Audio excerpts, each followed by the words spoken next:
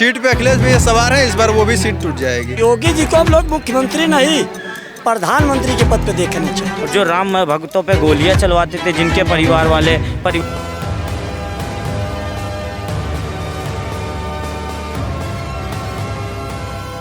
नमस्कार, आप देख रहे हैं नवचेतना टाइम्स और मैं हूं आपके साथ पायल शर्मा। देखिए, इस वक्त मेरी मौजूदगी उत्तर प्रदेश में है। आपको बता दूं कि मैं विधानसभा के सामने ही खड़ी हूं, जहां पर पक्ष और विपक्ष दोनों आपस में मुद्दों पर बहस करते हैं। और साथ में आपको ये भी बता दें, आज हम जनता के बीच जाने वाले हैं, जनता से जानने के लिए कि 2027 में जो है किसकी सरकार बनेगी। कोई कह रहा है कि साइकिल चलेगी उत्तर प्रदेश में, तो कोई कह रहा है कि कमल खिलेगा। आप सीधा जनता से जुड़ते हैं और बात करते हैं, और तमाम मुद्दे भी जो विकास जनता ने देखा है उस पर जनता क्या कहती है, क्या जवाब देती है, तो सीधा जनता से जुड़ते हैं और बात करते हैं। सर, क्या नाम? प्रिंस सिंह सेंगर नाम पड़ेगा। कहाँ के रहने वाले? मैं बागी बलिया का रहने वाला। क्या लग रहा है इस बार चुनावी माहौल कैसा है? कमल खिलेगा उत्तर प्रदेश में 27 में या फिर साइकिल चलेगी? साइकिल का आविष्कार तो मुलायम सिंह यादव जी ने किया था, लेकिन अखिलेश भैया जब साइकिल संभाले तो एक पहिया अपना तुड़वा दिए राहुल गांधी से विलय करके, और एक पहिया तुड़वा दिए मायावती से विलय करके, और बची है सीट पे अखिलेश भैया सवार हैं, इस बार वो भी सीट टूट जाएगी। तो सत्ता में हमारे महाराज जी आ रहे हैं। तो कह रहे हैं कि पूर्ण बहुमत से हम अपनी सरकार बनाएंगे, किसी के माई के लाल में दम नहीं है। वो देखिए, सपना देख रहे हैं 2017 से, और सपना देखना गलत चीज़ नहीं, लेकिन दिन में सपना आप देखने लगे हैं। वो अपने पूरे परिवार के साथ सपना देख रहे हैं, वो सपना उनका कभी पूरा नहीं होगा। मैं भी चाहूँगा कि ज़िंदगी भर राष्ट्रीय अध्यक्ष बने रहें। इस पैदाइशी में तो नहीं, अगली पैदाइशी में हो सकता है मुख्यमंत्री, तभी भी नहीं बनेंगे। उन्होंने ये भी कहा है कि कांग्रेस के साथ जो है गठबंधन उनका जारी रहेगा, और वो भी 2027 में भी चुनाव के दौर में चलेगा।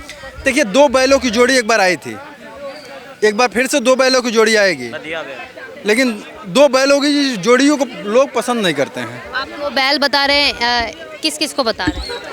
अब समाजवादी पार्टी और उधर एक कांग्रेस के नेता हैं। कांग्रेस के नेता जो राहुल गांधी है, वो तो प्रधानमंत्री आने वाले समय में प्रधानमंत्री बनने वाले। राहुल गांधी कौन है? राहुल गांधी नहीं, मुझे राहुल खान पता है। मुझे तो यही जानकारी, मैं बचपन से पढ़ा हूँ कि फिरोज खान का परिवार है, तो राहुल खान उनको जानता हूँ, मैं राहुल गांधी जानता ही नहीं। नाम तो उनका राहुल गांधी नहीं, ये गलत नाम है। गांधी के नाम को टाइटल लगा के बदनाम किया जाता है, वो राहुल खान है। आने वाले समय के प्रधानमंत्री बताया जाता है उन्होंने। प्रधानमंत्री वो कहाँ बने? कितनी सीटें हैं उनकी? वो विदेश दौरा बार बार कर रहे हैं कि कहीं भारत से मतलब हर तरह से ख़त्म होने के बाद विदेश में कहीं जगह मिल जाए। राहुल गांधी न आएंगे, ना अखिलेश यादव आने वाले हैं, ना सुश्री मायावती आने वाली है। यहाँ सत्ता में भाजपा ही रहेगी और कई साल तक रहेगी, देखिएगा। लेकिन जिस तरीके से मायावती हिंदुओं को लेकर अभी सपोर्ट कर रही हैं, सपोर्ट में उतरी हैं, और क्या ये भी कहा गया है कि ब्राह्मण उम्मीदवारों को टिकट देंगे इस बार, तो क्या लग रहा है खेला बदलेगा? देखिए, बहन कुमारी मायावती जी की सरकार को हम गलत नहीं कहते हैं। उनकी सरकार में लोगों को रोजगार भी मिला, उनका व्यवस्था, उनका कानून भी सही था। लेकिन दिक्कत यह है ना कि बहन जी की सीट केवल एक ही है, वो भी मेरे विधानसभा की है। रसड़ा विधानसभा पड़ता है, वो हमारे बड़े भाई हैं, विधायक हैं। तो एक सीट से वो सरकार तो बना नहीं पाएंगी। अगर प्रयास करती हैं, दलितों का झुकाव उनकी तरफ अगर होता है इस बार, तो हो सकता है सीटें बढ़ सकती हैं, लेकिन सत्ता में नहीं आएंगी। वो सत्ता में आपकी नज़र में अखिलेश यादव ने कोई कार्य नहीं कराएगा उत्तर प्रदेश? नहीं, अखिलेश यादव ने बहुत काम किए हैं।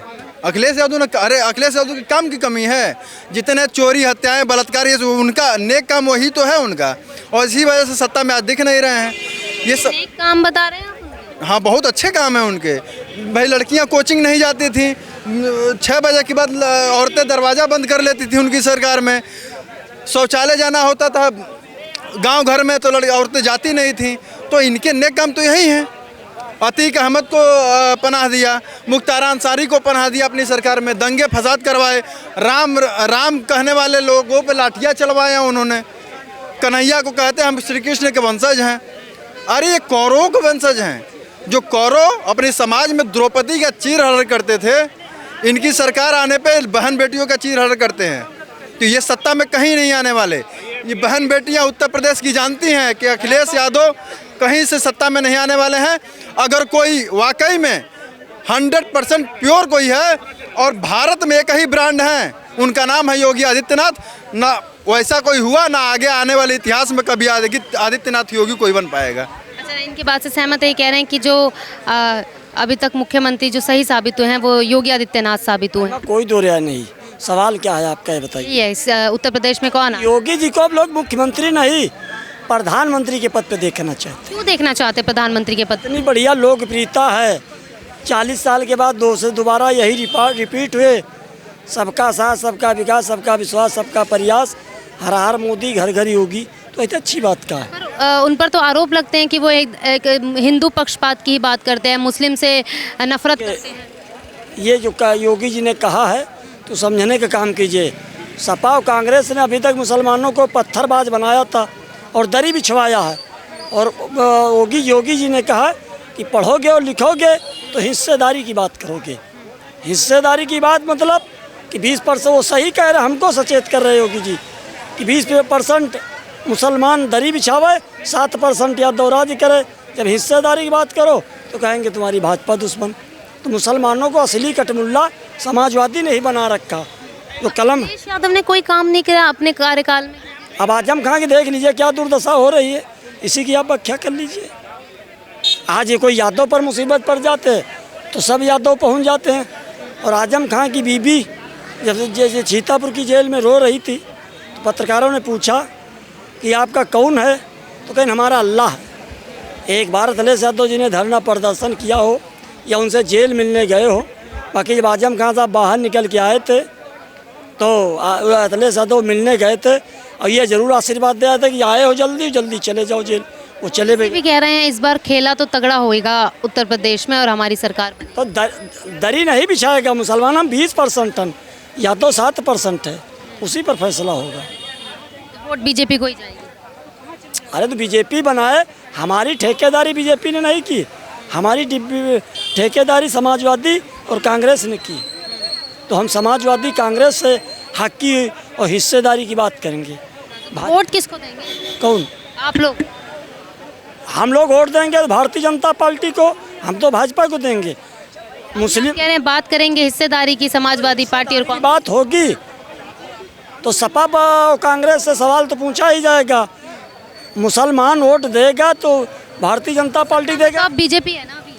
तो बीजेपी ने मुसलमानों की ठेकेदारी नहीं की है, मुसलमानों को जगाया है, मुसलमानों को सौहार्द की बात दी है। क्या जगाया है, क्या कहा है? कि एक हाथ में लैपटॉप लो, एक हाथ में कुरान लो, एक हाथ में दीनी तालीम लो, एक हाथ में दुनियावी तालीम लो, एक हाथ में कलम लो, एक हाथ में कापी लो। तो इतनी बड़ी हिदायत इसका समाजवादी ने दिया। अब ये समाजवादी ने इसीलिए तो छटपटा रही कि जो मुसलमान जा रहा, मुसलमान अब पत्थरबाज बन के पढ़ने लिखने लगा है, बड़ा बड़ा अधिकारी बने लाग है, अब आदमी समझे लाग है। अब तक पत्थरबाज बने रहा तो क्या सवाल करती। तो अभी तक मुसलमान क्या अनपढ़ था, पढ़ा लिखा नहीं था? जब से मोदी जी आए हैं तब से काफ़ी पढ़ाई लिखाई में परिवर्तन हुआ है। मोदी जी आए, योगी जी आए? योगी मोदी जी ने दोनों कहा कि पढ़ाई लिखाई पर मुसलमान भाइयों ज़्यादा ध्यान दो। दीनी तालीम तो है, बाकी दुनियावी भी तालीम दो। जी, क्या नाम हुआ आपका? मेरा नाम मोहित राठौर, राष्ट्रीय अध्यक्ष सनातनी संगठन सेना से। क्या लग रहा है इस बार चुनाव? जैसे कि मैं देख रहा था, इस बार लहर बहुत तेज़ है। बीजेपी सरकार जो है हर बार की तरह 2 बार बीजेपी सरकार ने लंबी छलांग मारी। इस बार इतनी लंबी छलांग मारेंगे कि जितने भी विपक्षी हैं सारे या तो कुछ तो तिहाड़ जा रहे हैं। देखा आपने, केजरीवाल तिहाड़ चले गए, ममता जो है भूल ही गई बिल्कुल ही कि मैं राजनीति। आरोप लगा था केजरीवाल पर, वो खारिज हो गया। हाँ, खारिज हो गया, लेकिन कहीं ना कहीं घोटाले में हाथ था, वो तो हमने देखा था।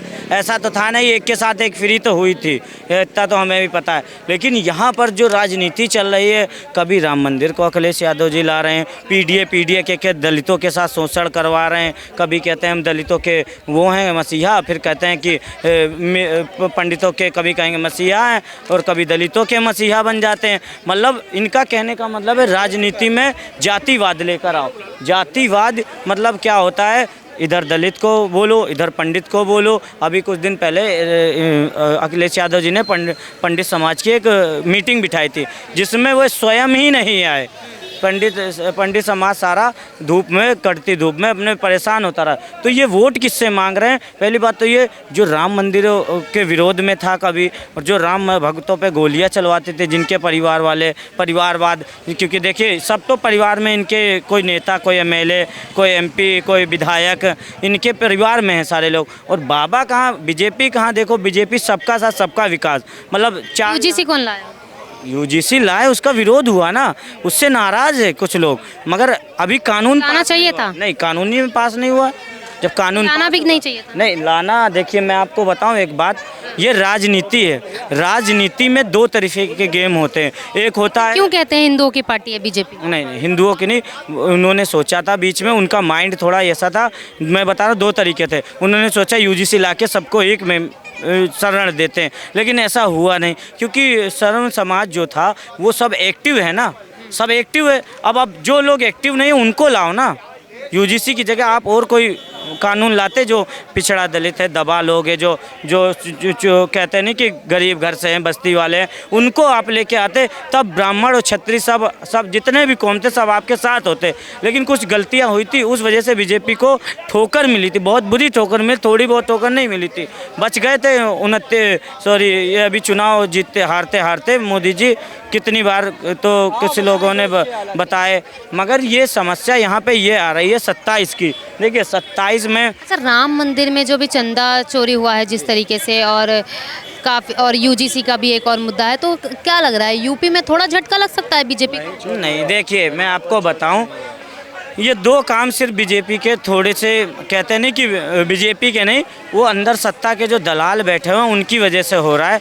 वो अंदर मंदिर, कौन बैठे? अरे मंदिर में जो चोरी करवा रहे हैं या जो भी चोरी कर रहे हैं कमेटी वाले, तो उन लोगों की गलती, ना कि बीजेपी, क्योंकि बीजेपी सरकार को संज्ञान नहीं लेना चाहिए था। ट्रस्ट किसने संज्ञान लिया? देखा नहीं आपने? एफआईआर हुई है, और फिर एसआईटी टीम 8 लोग गिरफ्तार हुए हैं। फिर उसके बाद लोग बाग जो है एक दूसरे से परिचित हो रहे हैं कि क्या चोरी हुआ, क्या नहीं चोरी हुआ। कोई कह रहा था खड़ाऊ चोरी हुआ, कोई सोने का ईंट, मगर सब कुछ संभाल के रखा हुआ है। हाँ, कहीं ना कहीं पैसों का हेरी फेरी हुई है, इतना तो, क्योंकि देखिए इतने सालों से मंदिर बना है, 2022 में मंदिर बना था, ठीक है, उद्घाटन हुआ, तब से चोरियां नहीं हो रही थी, 27 आते ही चोरियां होने लगी। मतलब समझ में आ रहे, राजनीति क्या तब नहीं हो रही थी क्या चोरियां?